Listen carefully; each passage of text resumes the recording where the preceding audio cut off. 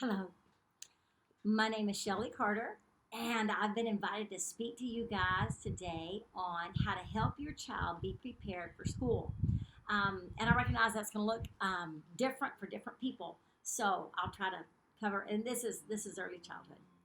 All right, so to let you know a little bit about myself, I am the proud mama of your own Caitlin Cooper. I've been married, let me back up a little bit. I've been married for 39 years to the love of my life. Just ask Caitlin, he's fabulous. I have two children by marriage, and yes, and two children by birth. So I've got four kids and two grandkids. I've got pictures to show you. This is my granddaughter, Piper. She lives in Virginia with my son and my daughter-in-law, daughter-in-love. And this is my granddaughter, Tatum.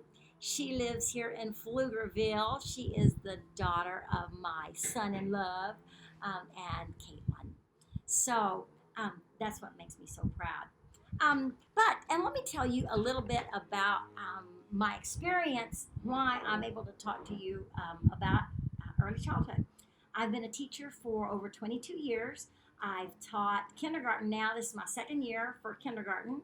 I taught first grade the year before that, and I spent 15 years in pre-K in Sundown before we moved to the Pflugerville, Austin area the summer of 2018 to be closer to, yes, yes. I know a little bit about early childhood, and I am excited, and I thank you so much for the opportunity just to share you a little bit about what I know. Okay, number one thing that you can do to help your child be successful and be ready for anything in life is you need to love Jesus. That's the number one thing to help your child be successful, because that helps you to love your child from a heart like Christ. I had to put that in there first of all. Okay, now here's what I want to tell you. Read, read, read, read. That's the very best. And read, read, read, read. You need to be reading to your child, and I know there's so many platforms, so many opportunities to read to your child. Read print books, read magazine articles, paper, read digital things. Read to your child every opportunity you get. That helps your children hear the cadence of language, to identify that the illustrations match the words, the text, just to understand, to have experiences beyond these four walls, and that's especially important right now. So the second thing I want to talk to you about is singing. Okay, as I was getting ready for this, I decided I need to call on some assistance, and I visited with one of my very best friends from Sundown, Martha Buchanan, and she also agrees with me about singing. And she said, in fact, today, even now as an adult, if she has to remember something, she'll put it to music, because there's just something about singing that unlocks that in our minds. So you can sing anything. It's time to clean up. It's not, and I know you do it as a mom. Well, and if you don't, you probably will, because that just helps our kids to hear it in a different way. And I love how Martha says it. Let me tell you right here. She says, talking and telling can easily turn to lecturing, and young kids just have other priorities. Hello, toys. That says it, doesn't it, right there? So singing is a big deal. And also keep in mind the midline, crossing the midline. This is an imaginary line that runs down the middle of your body. And if you'll help kids to cross that midline as they're singing, or just as a brain break, that helps their brains get ready to learn. And also, here's a plug. Thinking about singing and music, turn on Christian radio in your home. Talking about putting things in your kids' heads that you want to be in there. Hey, that's a great and easy way to drop in what you want to have in your child's head. I remember as when Caitlin was little, that's how she would fall asleep at night, was to Bible stories that she was really interested in at the time. So those are the kinds of things that we want to be sticking like glue to our kids' brains. So when you sing a song, it helps them to learn or to pay attention, and those are good things. All right, the second thing I want to talk to you about is gross motor skills. Something that our current 3-year-old teacher in Sundown is working with her kids is to do gross motor, put things up on the wall vertically so your kids can practice, or doing it in just follow your hand. Um, if you do things vertically, that helps your kids to understand that later on, they're familiar with it. Later on, they can do it horizontally. So this is pull back. This is pull down, pull across, and slant down. If you have these big gross motor movements, then as your child learns to do this from the shoulder down, then later on, when it's a fine motor thing, it's already starting to build, has become muscle memory. Handwriting Without Tears is a curriculum that I've used for years, and it was developed by an occupational therapist. And one of the trainings that I went to, a physical therapist was telling us that something fun to try to help our kids do that, develop that gross motor, is to put paper up on the bottom of a low table. And so they can lay on their backs and they can write with a marker or something so that their whole arm is involved. Hey, go outside with a bucket of water and a paintbrush and let them paint these big body movements on the side of the house. So it's water, it's free, and everybody's happy. So again, pull back, pull down, pull across, and slant down. All of these are things that we also use when we're writing. Okay, something else that you want to help your child, not just to develop these gross motor, you also want to build those hand muscles. So Play-Doh, I'm sorry moms, but Play-Doh is huge. It really does help build those hand muscles so that they're ready to hold those pencils and those writing tools later on. Crumpling paper and tearing paper. So make it fun. Crumple up paper and have a snowball fight on a day when it's too hot to go outside. Tearing paper is also helps build those fine motor skills and build that hand muscles. So maybe not just paper, maybe junk mail or construction paper or anything, newspaper. And then something else that the 3-year-old teacher in Sundown uses now is those grabbing robot tools, that you open and close on this end and it has the pincher on the other end. So she's using those to help build strong hand muscles. So any of those things are fun ways to develop those skills for little guys. When you're ready to start letting your child, or when your child wants to, write horizontally on a flat surface, you might want to try a broken crayon or a broken pencil. Keep in mind that if your kid is holding a big long pencil, that all this weight up here at the top, that's hard to hold, it's hard to manage. So a broken pencil, that's something else they teach us in Handwriting Without Tears, is to use stubby pencils. It helps to make that grip more appropriate. Okay, I also want to talk about scissor skills and cutting. So don't expect for your little guys to be able to hold the scissors correctly. So they're not going to right early on. Now, by the time they get to kindergarten, I want them to. We'll talk about that in just a minute. So there's 2 rules for scissors. No running with scissors, and scissors are meant for cutting. Now, notice I did not say that scissors are meant for cutting paper. Now, we do have that rule in kindergarten, but early on, when they're little bitty and they're just learning to hold those scissors, it's fun to cut other things, like weeds, anything in nature. They can cut. Bring them outside and let them cut leaves, or leaves, make it into a nature center. Then you can build something with them, have a craft time, and it kind of feels like you're breaking the rules a little bit.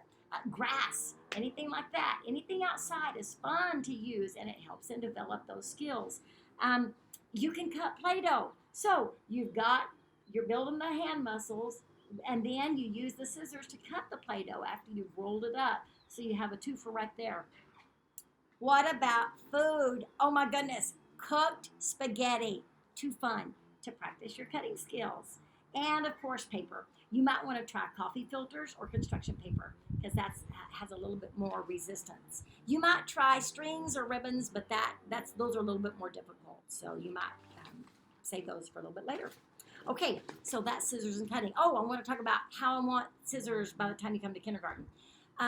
Later on, 4, 5, pre-K, kindergarten age, you can lay the scissors down where the small ring is is by your thumb, and the bigger hole, so you can pick it up like this, to where the scissors are out here at the front. It's kind of hard to show you like this. But then when your child cuts, thumb goes on top. So that's always, and scissors out in front of you. And that way they're not coming into me all like this. Of course, I've been teaching kids how to hold scissors for a long time. So, but just a tip, thumb goes on top by the time you enter kindergarten. All right, the next thing I want to talk about is for early math skills. Early on, look for patterns. You can find patterns anywhere. And then once you start noticing them and pointing them out to your child, it's going to be so fun to see how your kids start noticing the same patterns and say, hey, Mom, check this out. Patterns in the concrete floor, the bricks that you see, patterns in the tiles, patterns in the lines in the ceiling, patterns on a piano keys. Help your child to see patterns, because that leads to seeing the orderly progression in math and in numbers. So lines, patterns, that's a cool skill to develop. All right, the next thing I want to talk about is executive functioning skills. Now, I don't know if you've heard that term or not. Probably you have.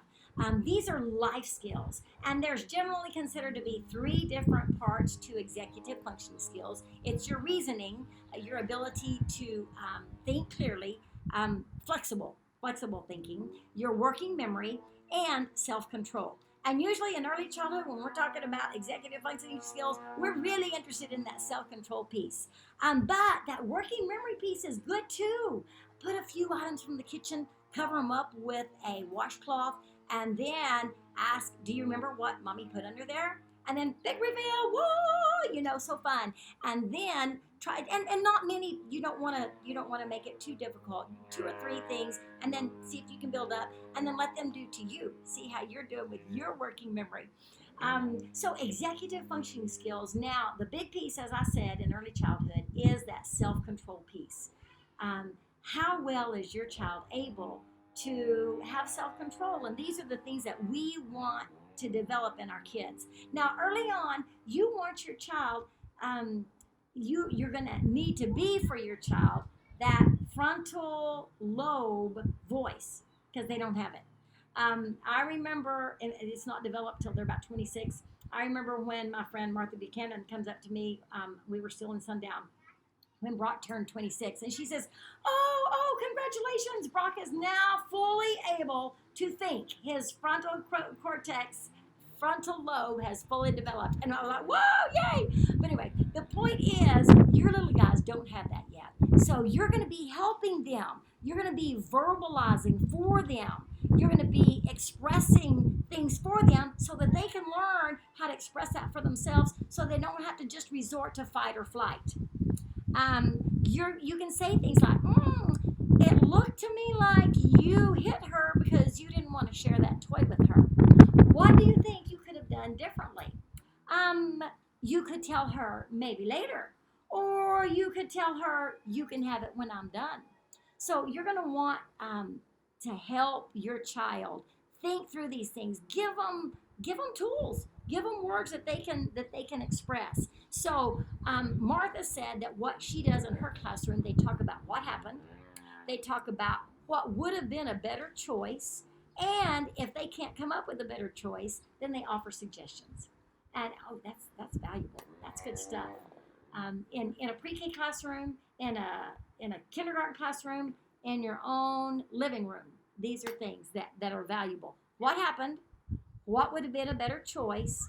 And then, here's some ideas. Maybe you could have, so that helps your child develop those thinking skills, that self-control. Just walk him through that. Okay, let's move on to some of the kindergarten skills that we're talking about. So when your child comes into my kindergarten classroom, generally I like for him to be able to recognize his own name, recognize some of the letters, probably the first letter of his name, maybe some of the letters in his name. Some academic skills, I always make sure that my kids know early on that there are 3 ways to read. You can read words, which is how we usually think about when we talk about reading. You can read the pictures in a book, and you can retell a story. So somebody says, "Oh, Miss Carter, I can't go to the library center. That station, I can't read." Well, ha ha ha! You can read when you retell your friend that story that Miss Carter told you yesterday in story time. You can read when you read the pictures. And then soon you're going to be able to pick out some of those sight words that we've been learning. So 3 ways to read a book. All right, children that come into my classroom, I love for them to be able to follow 2 and 3 step directions.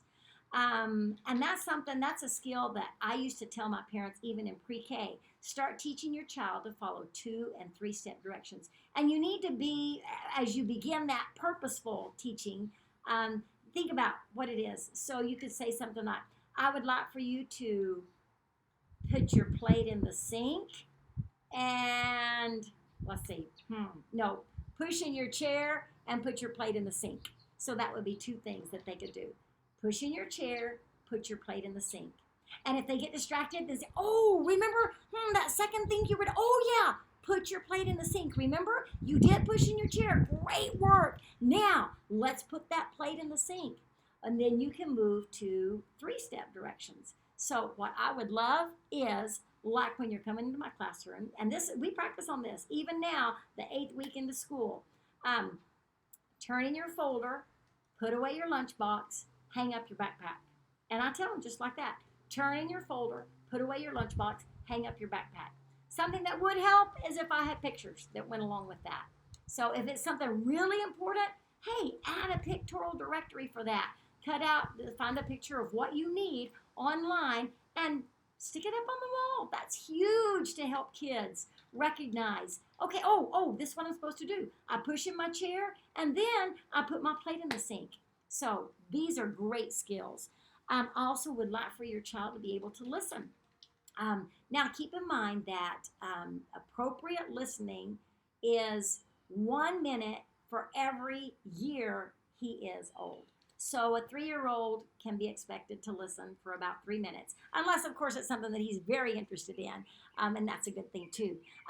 But keep in mind, that's why brain breaks are so huge. And remember what Martha says about, toys. So sing it. If there's something that you want that child to attend to listen to, make up a song. Any bingo, B-I-N-G-O, that goes to a lot of things that you need to teach your kid, just for you. So brain breaks are always good, and cross that midline. That helps your child become ready to learn something new. Okay, and another important thing is self-help skills.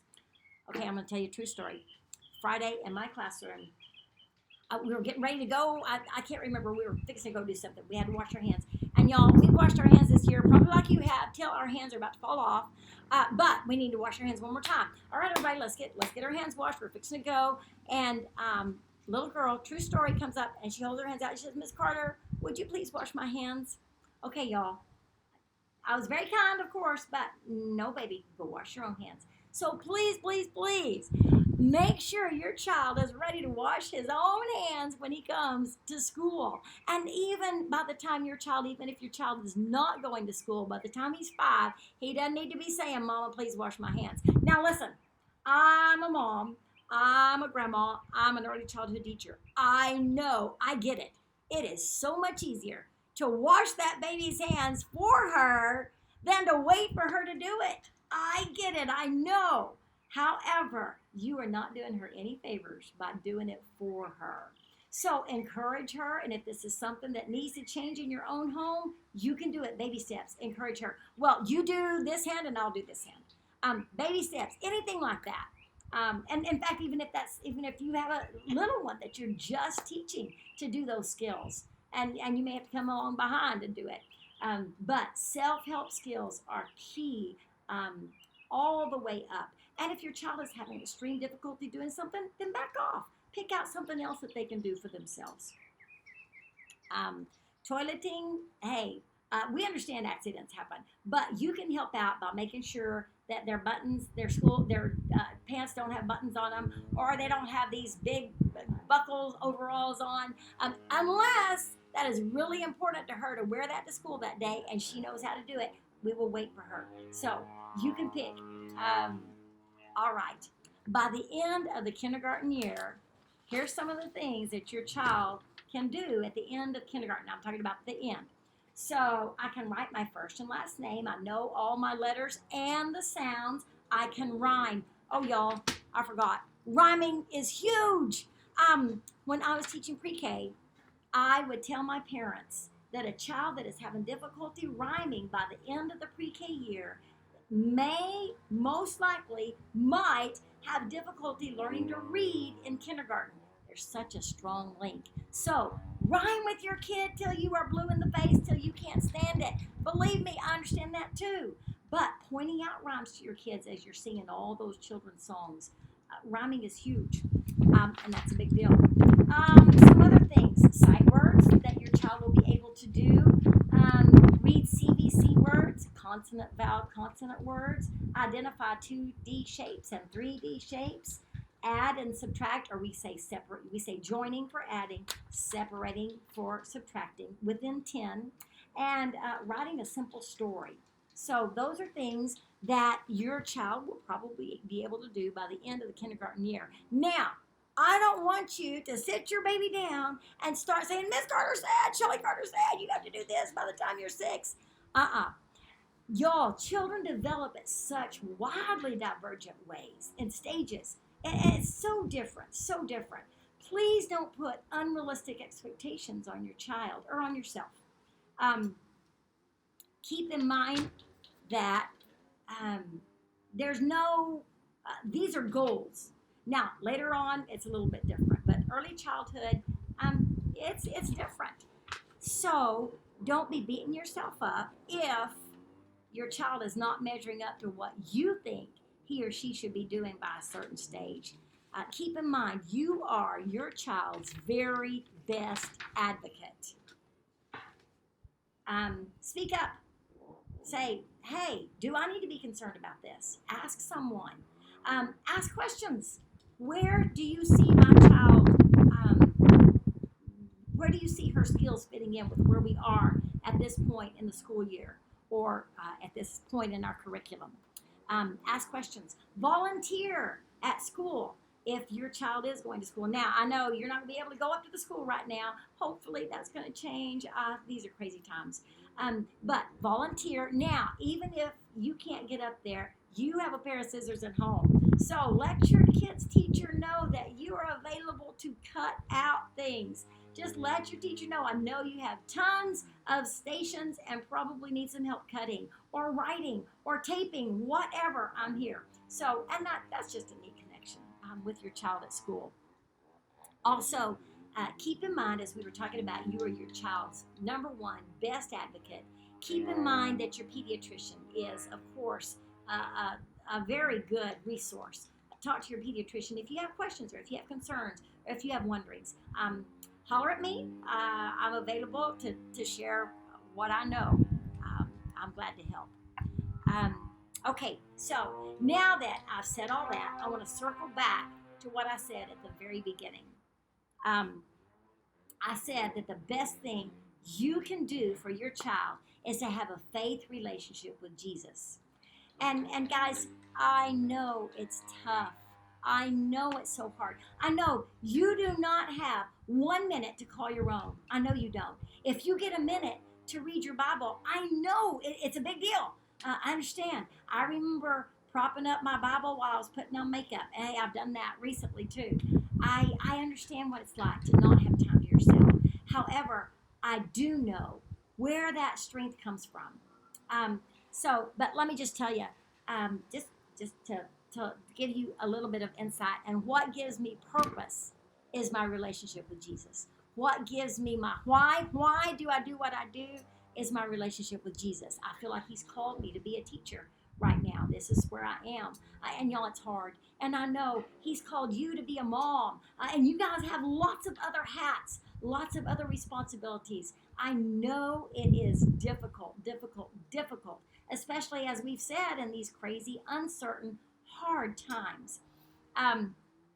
One day last week, I was just overwhelmed.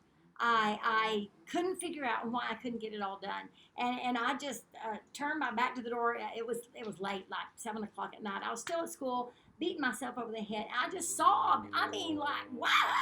It was sad. And I was just so overwhelmed, and I was thinking, I'm the only one here. Why can't I figure out how to get this done? Why can't I make all this happen? What's wrong? What's going on? And I still knew in all my angst, I prayed and I said, God, help me to be the teacher you want me to be. And then the next morning, I love how God does stuff like this. I love that Jesus Always by Sarah Young. She writes awesome devotionals. And I opened up and the bookmark was not on the right page, but I opened it up. It was crazy. These words, and you hear people say that they leaped off the page. They really did. Listen to this. Don't worry about your inadequacy. What?